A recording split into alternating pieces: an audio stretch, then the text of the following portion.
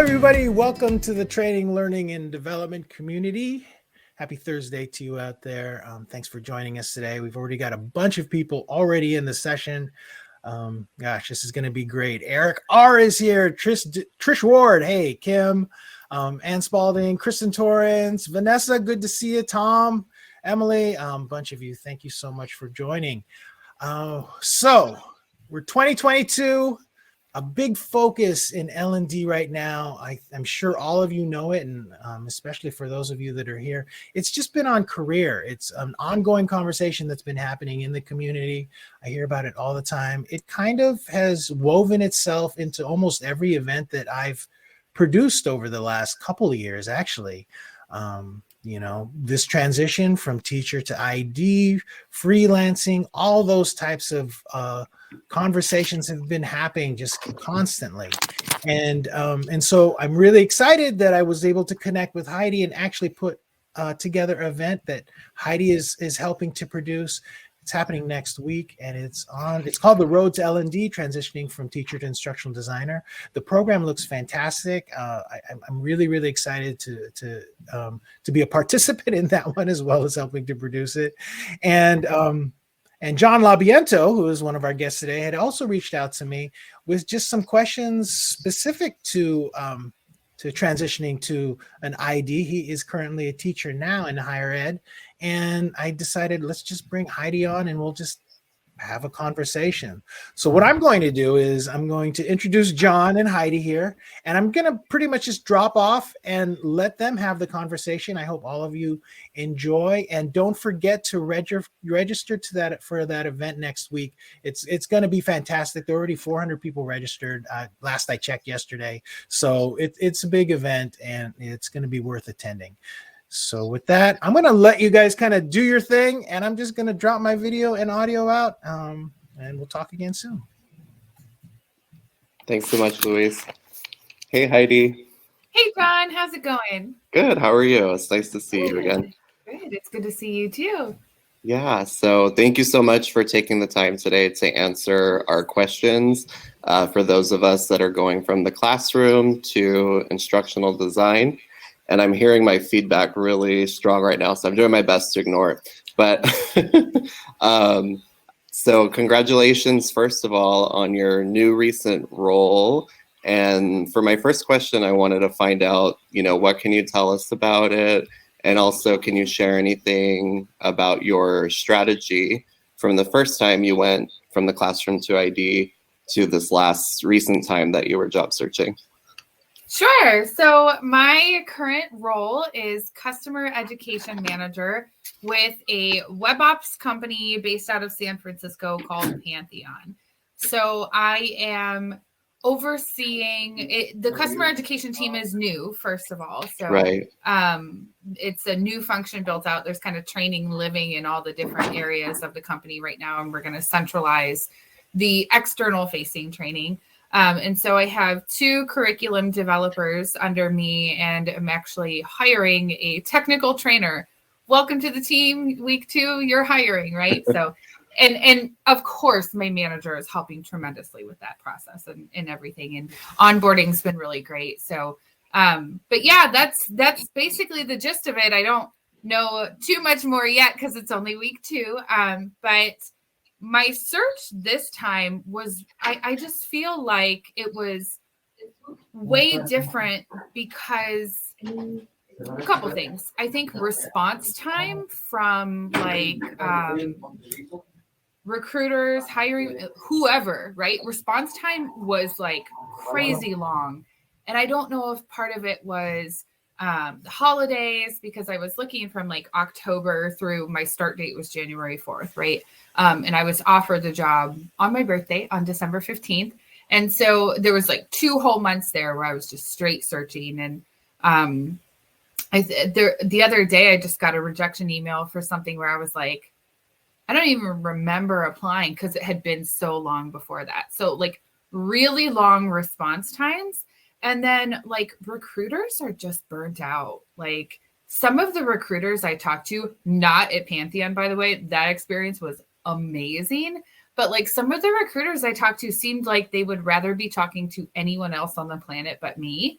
And so it was really hard to like stay optimistic and share my experience when like the recruiters were just kind of like, a couple of them were just like, maybe they ought to join the Great Resignation. Oh, I don't hear your audio, John. Go ahead. It's all good. Thank you. Yeah, I had some visitors here. Oh, okay. I thought you were talking to me. Thank you so much for that answer and sharing about your new role and how it's currently going in the first couple of weeks, and mentioning too, that's so important to mention about what recruiters are also going through and considering their perspective as well. So thank you. And I remember listening to one of your podcast episodes where you were talking about the interview process. And personally, I'm going through interviews specifically for learning and development specialists. So I've had a few interviews so far. And I wanted to know what is like a good typical interview process for L&D that we can expect that's reasonable and realistic for everybody. So if you're not familiar with all the different kind of naming conventions, I'll kind of spell it out. So typically the first person that you talk to once you've applied and they're like, ooh, this person seems like a cool person to talk to, is the internal recruiter. Now there are like third-party recruiters who recruit for different companies and organizations, but straight hiring process with a company that has their own internal recruiting team, you'd be contacted by one of their recruiters and do a phone screen, right? That's pretty typical. They just want to see if you aren't lying on your resume, if there's no crazy red flags about who you are, make sure you're a sane person, just kind of like the basics, and touch on some of the basics of maybe the company and the position, but nothing too deep, right?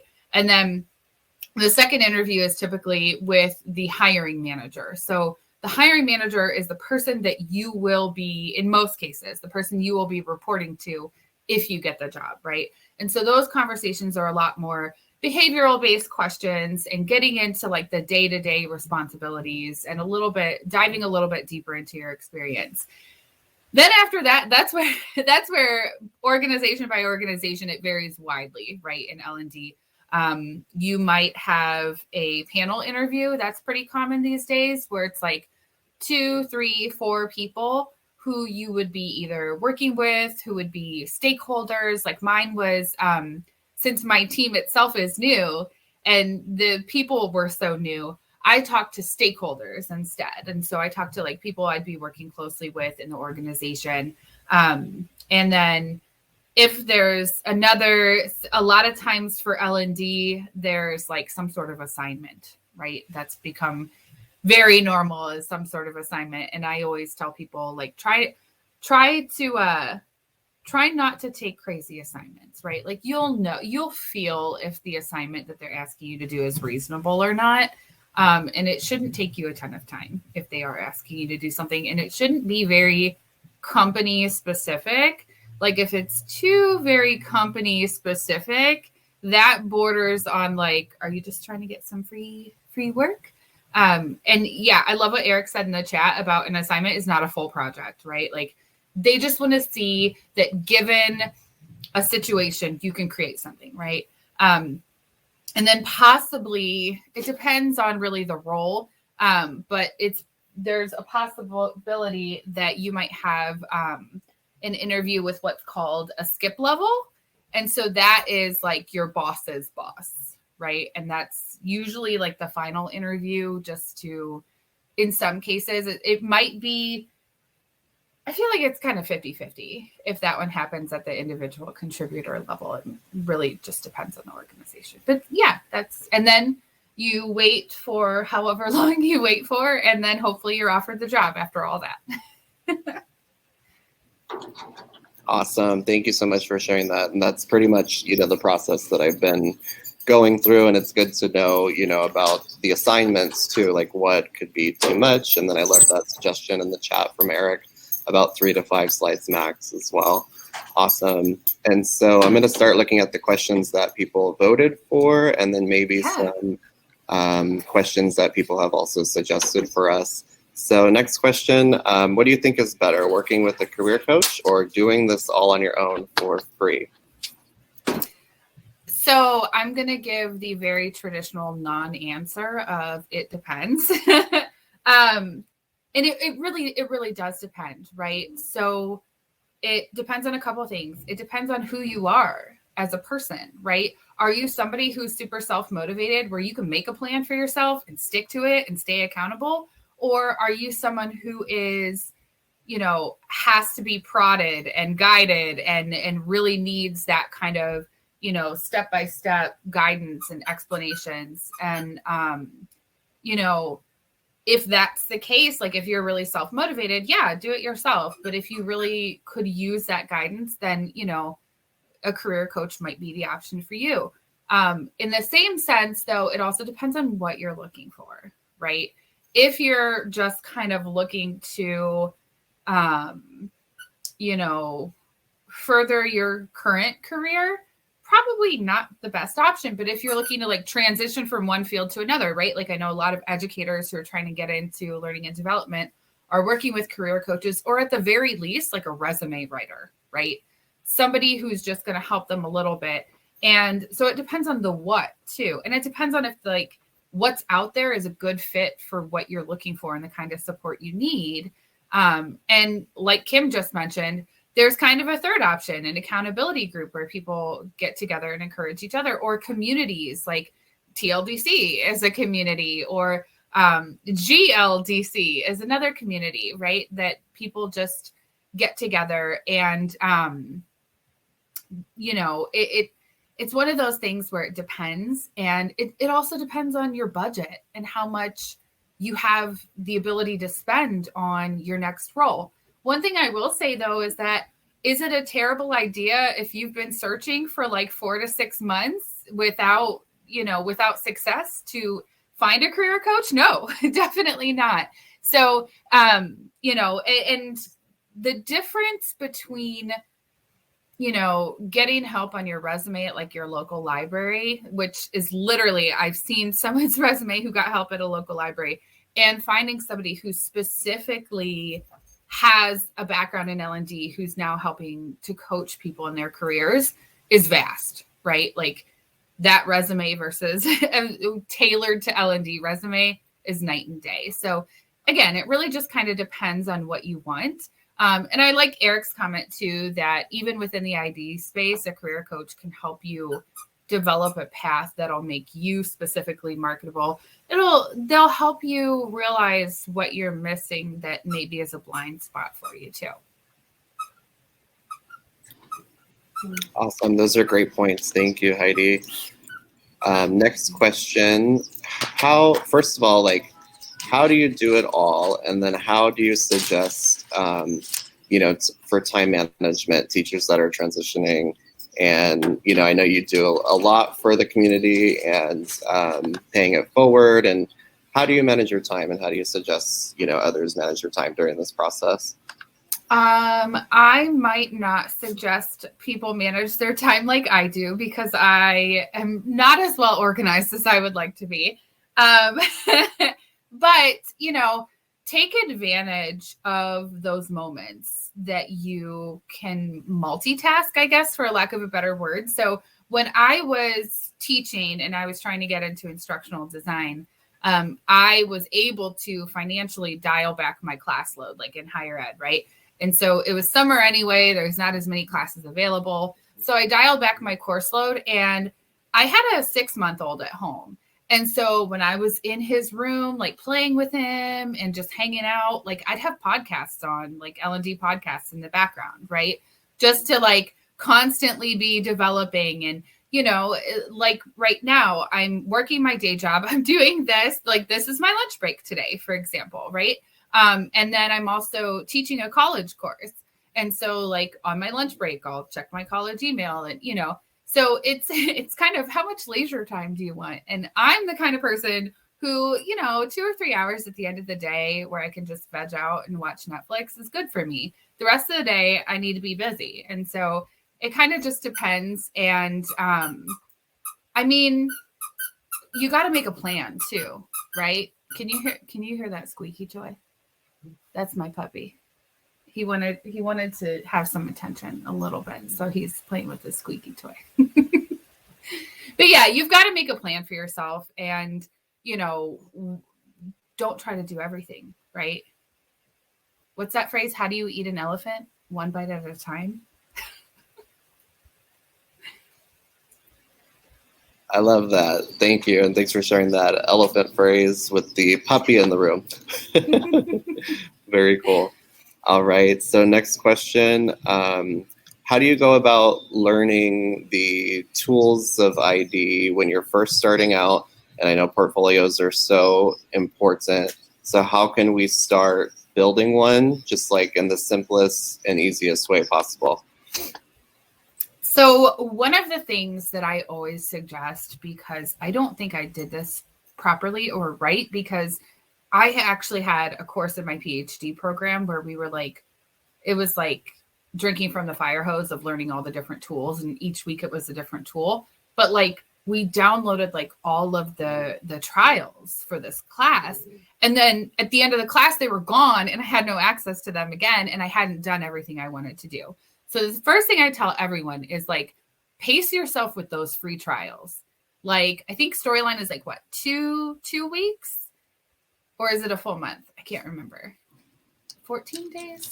I think 2 it's 30 months. days for Articulate. I've had it a couple times. Jazza says it's 2 months. Only a month now. Or Okay. yeah.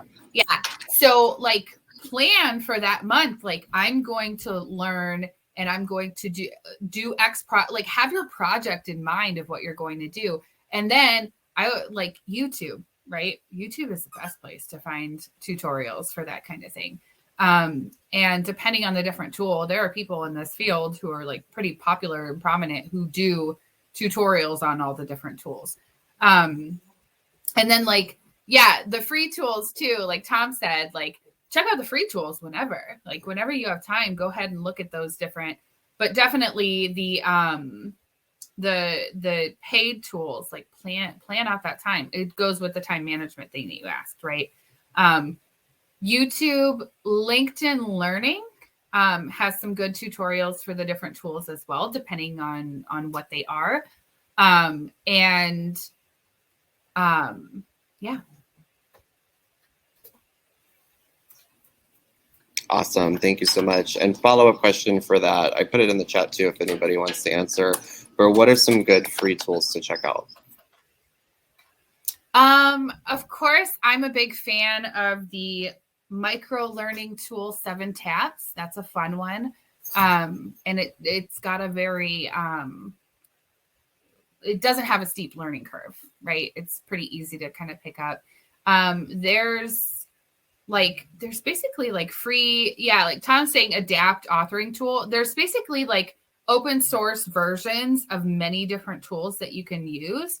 So like if you just Google like open source Storyline or open source Camtasia, you can find free tools like OpenShot Video Editor is like an open source tool that I downloaded because I didn't have Camtasia when I was looking for a job. And so I just typed in Camtasia open source. And so OpenShot Video Editor was that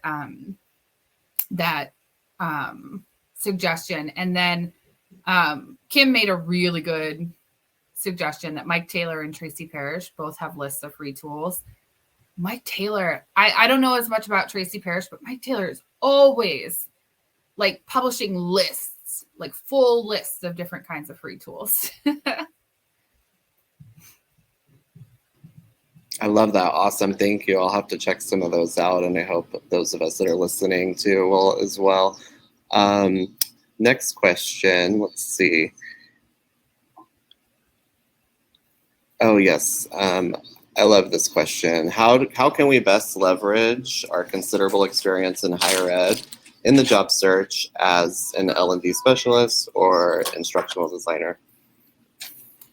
So I think the biggest thing for me was learning some of the foundational instructional design models and theory and adult learning principles from the instructional design / performance improvement side of things. Because what it does is like, you don't know what you do and don't know when you first like open an instructional design job description, you're like, okay, I feel like I've kind of done some of that, but I'm not really sure.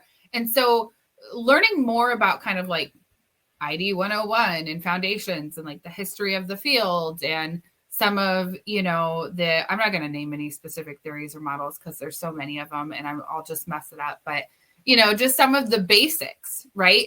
Because then it starts to make sense where you're like, oh, I have done a needs analysis. I did this, this, and this.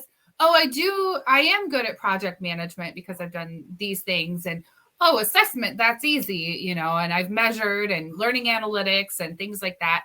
So for me, it's really about like learning those fundamentals and then being able to see, the connections. Awesome. Thank you, Heidi. And somebody mentioned in the chat, Eric said that he'd say it depends if it's corporate ID or higher ed ID. So that's perfect segue for next question. What is the difference between a higher ed LMS and a corporate LMS, and also just in general, a higher ed ID role versus corporate? So I can't speak too much to the higher ed ID role, of course, because I've never been in that situation, but I've taught in higher ed. And so first I'll say, I was on Dr. Luke Hobson's podcast for not one, but 2 episodes where we talk about the differences between corporate and higher ed ID. Like we just share, like, cause he's in higher ed and we just like quick fire a bunch of questions to each other to compare, right? Even down to like salary and like very specific things.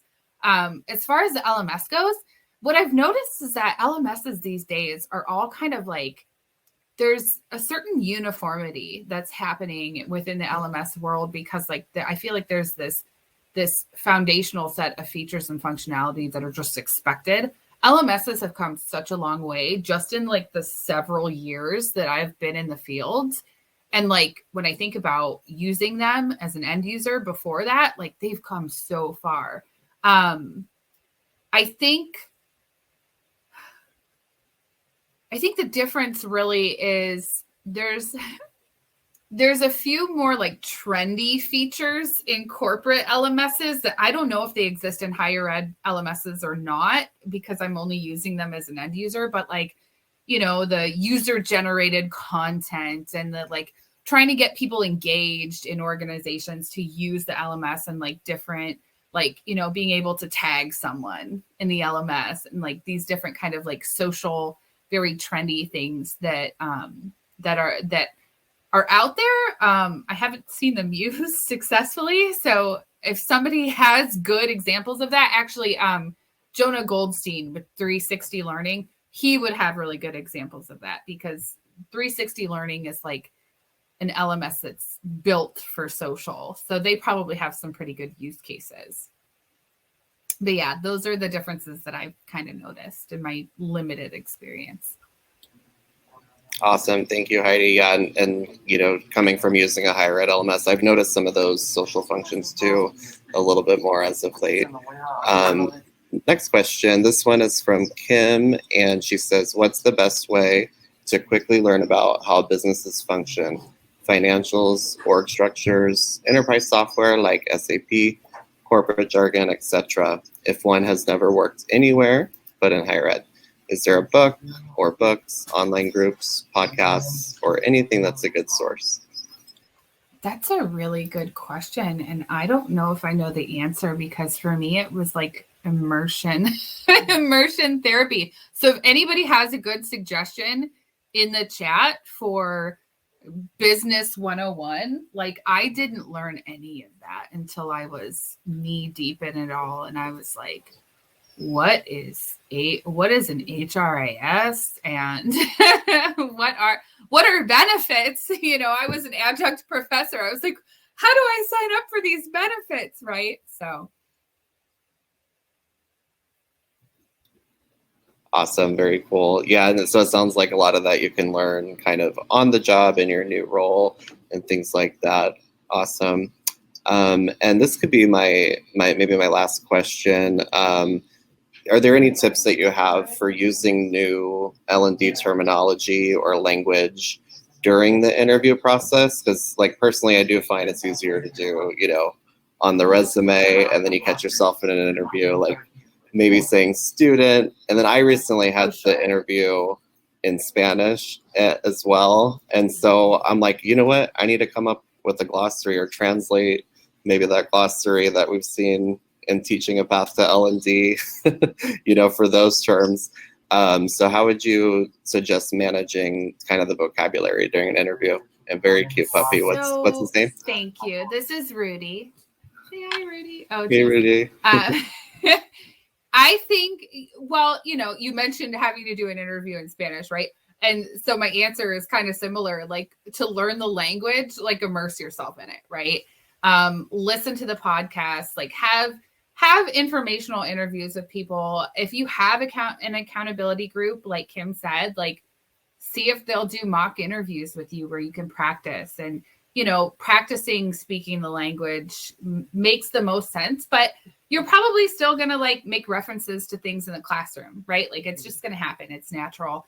And hopefully you are on a video call where you can like kind of gauge the other person's reaction. If they're getting confused by what you're talking about, then, you have to figure out quickly how to translate it. But, for me, it was like listening to podcasts, right? That really helped a lot with like the difference in language, because, once you start hearing the same things over and over, you start like making that mental model in your mind that you're connecting those to phrases you're familiar with. It makes it easier to talk to others about it. Yeah.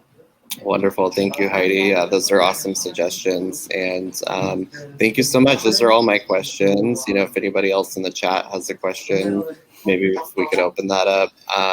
But thank you so much for your time today. And I'm so excited to start using some of these new things in my search. So thank you. I have a question. I guess it's kind of for both of you. So, John, do you have a vision of what you want to do as an instructional designer? Like what your dream job as an ID is? And Heidi, how important is it to have that vision, to have an idea as you're going through this process? Yeah, I'm currently looking for learning and development specialist roles, and I know ID is a huge part of that as well. So that's sort of my dream goal right now.